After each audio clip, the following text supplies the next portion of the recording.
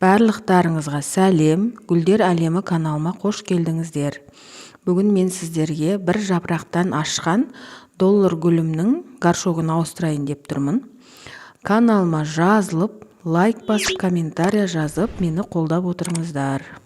Менің каналымда түрлі видеолар бар, соның ішінде гүлді еш қашан үлкен горшокқа отырғызуға болмайтын туралы видеолар бар. Сол қателікті мен өзім істеп отырмын да қазір, себебі мен бұл гүлді жапырақты осы горшокқа кезінде жай әшейін тыға салғам.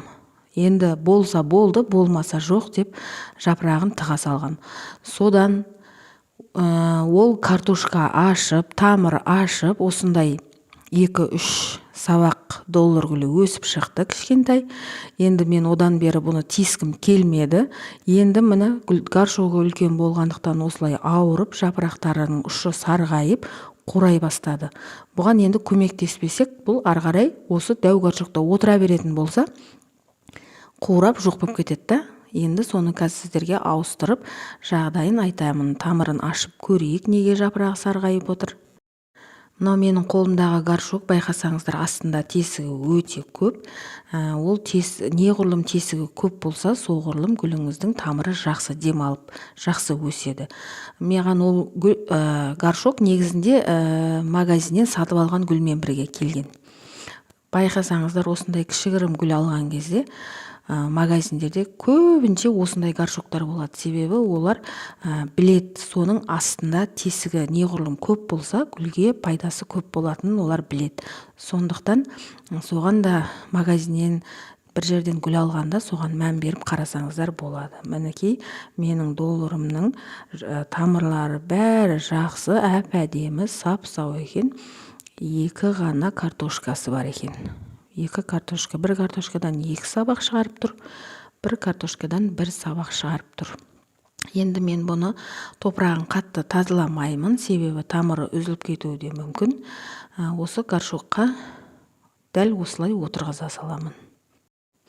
Ал егер сіздерде болады ғой, тамырын тазалап, арасында шірігі болса, шірігін алып тастау керек тамырдың. Сөйтіп, оның бәрін жақсылап көріп шығу керек. Міне көрдіңіздер ма, ешқандай шірік жоқ, әппақ болып тұр тамырлары. Бәрінің бар тамырының жаны бар, суы бар. Неғұрлым кішкентай горшокта отырса, соғұрлым гүл жақсы өседі. Картошкасы да кәдімгідей енді, қалай айтсам болады, свежий болып тұр. Тағы да орысша сөйледің деп ұрсатын болдыңыздар ғой енді. Қазақша канал дейсің да, сөйтесің да өзің арасында орысша қосасың деп маған көрермендерім ұрсады. Енді амал жоқ, өзі сөйлеу мәнеріміз соған кетіп қалған. Айып етпеңіздер. Көрдіңіздер ма, міне тамырды салған кезде горшоктан ары кетсе бір 1-2 сантиметр үлкен болса болды. Тамыр сыйып, және де кішкене батыңқырап тұрса болды. Сол горшок нақ осы гүлдің горшогы. Размері да былайша айтқанда. Қазір менде данный момент онда дренаж болмай тұр. Сонда мен 3-4 тас салып қойдым астына. Енді бұның тесігі көп болғандықтан топырақта қайта-қайта төгіліп, тарелкаға ертең сөйтіп кетеді. Сол үшін 3-4 тас салып қойдым ішіне. Негізі гүлдің өзінің топырағына қайтадан отырғызуға болмайды. Ол гүлден босаған, гүлден шыққан топыраққа қайтадан басқа гүлдерді отырғызуға болмайды. Себебі ол топырақта басқа да жәндіктер, не болмаса бір шіріктер, бірдеңелер жүруі мүмкін, зиянкестер жүруі мүмкін. Сондықтан менде осындай коробкаға сақтаймын ғой, жаңағы топырақтарымды. Менде қазір универсальный топырақ, ештеңке қоспаймын. Және де қазір бұның тамыры ешқандай зақымданған жоқ. Сондықтан мен бұған су құямын. Ал егер сіздердің тамырларыңыз осындай пересадка жасағанда зақымданып, үзілетін жағдай болса, оны суғаруға болмайды. Себебі су құйсаңыз үзілген жерінен соғы шығып тұрады ғой кесілгеннен кейін. Сол уже шірей бастайды сол жер. Содан кейін жайлап уже гүлдің жоғары жақтағы жапырақтары өзі белгі береді. сол үшін пересадка жасаған кезде егер тамыры жолынды деген күдігіңіз болса, суғармай ақ қойғаныңыз дұрыс.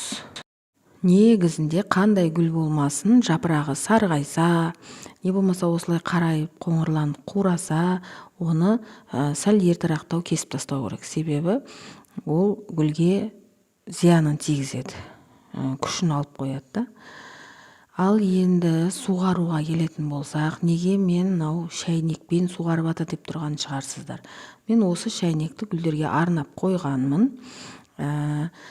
Осы көретін шығарсыздар, көпшілігі су құятын, гүлдерге специально су құятын ыдыстар бар.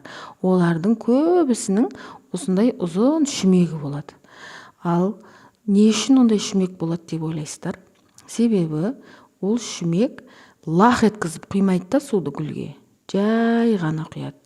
Ал егер сіз бір банкымен, бірдеңемен аударып құятын болсаңыз, көп құйылып кетуі мүмкін. Содан кейін гүліңіздің тамыры шірейді. Ал мынандай шүмекпен, баппен абайлап құйсаңыз, гүліңізге де зияны тимейді, және де нормасында біліп тұрасыз. Егер де су лақ еткізіп құйылып кетсе, уже біз ол топыраққа кеткен суды қайтарып аламаймыз ғой. Сол көп құйып жібердім деп біз әр суды нормадан тыс құйып жіберген сайын біз гүлдің түбін аша алмаймыз. Сол үшін осындай кішкене шәйнек арнап қойған дұрыс. Ал енді менің сүйікті көрермендерім, менің бүгін берген сіздерге ақпараттарым ұнады деп ойлаймын. Сіздерге пайдалы болса, лайк басып, комментария жазып, каналыма тіркеліп қойыңыздар. Назарларыңызға рахмет.